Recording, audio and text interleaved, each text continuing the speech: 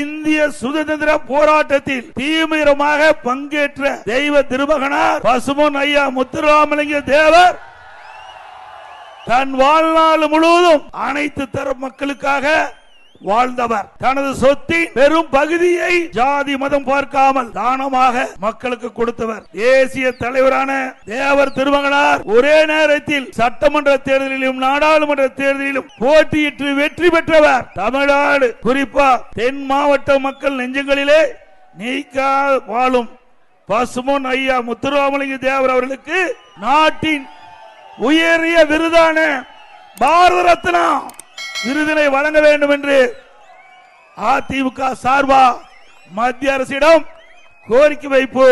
அதை நிறைவேற்றுவதற்கு அனைத்து முயற்சியும் அதிமுக கட்சி எடுக்கும்.